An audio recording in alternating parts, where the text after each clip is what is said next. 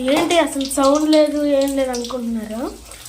అంత సైలెంట్గా చేస్తేనే దాని మీద ఇంట్రెస్ట్గా ఉంటుందండి అందరికీ. హాయ్ అండి, ఈరోజు నేనైతే పానీపూరి చేస్తున్నాను అనమాట. మీ అందరికి తెలిసి ఉంటుంది చూడంగానే. పానీపూరి అంటే ఇష్టం లేకుండా ఎవరుంటారు చెప్పండి? అందరికీ ఇష్టమేనండి. ఈ పానీపూరి నేను కొంచెం కొత్తగా వెరైటీగా చేస్తానండి. ఏం లేదండి, అదే మామూలుగా బంగాళదుంప వేసి చేస్తారు చాలామంది. నేనేమో ఉట్టి పెరుగులో పెరుగు చారు వేసుకొని కొంచెం అట్లా చేస్తాను. బట్ అది కూడా బయట తిన్నట్లు చాలా బాగుంటుంది. రెసిపీలోకి వస్తే ఇవేంటంటే యాక్చువల్గా నేను బయట తీసుకున్నవి అనమాట వడియాలు ఇవి. అదే మనం ఇంట్లో చేసుకునే దాంట్లో అయితే చపాతి పిండిని కలుపుకొని వాటిని గ్లాస్తో రౌండ్గా ఒత్తుకొని ఈ ప్రాసెస్ అంతా ఎందుకులే అని చెప్పేసి బయట ఒక వడియాలు కొనుక్కొని పెరుగు చారు చేసుకుంటే పనిపోతుంది. Welcome to the Bindu's kitchen. ఏంటి ఇందాక నేను చెప్పలేదు, ఇప్పుడు చెప్తున్నాను అనుకుంటున్నారు. ఇప్పుడు గుర్తుకొచ్చేసింది అనమాట.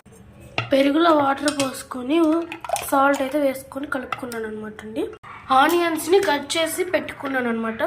ఇందులో వేసేద్దాం.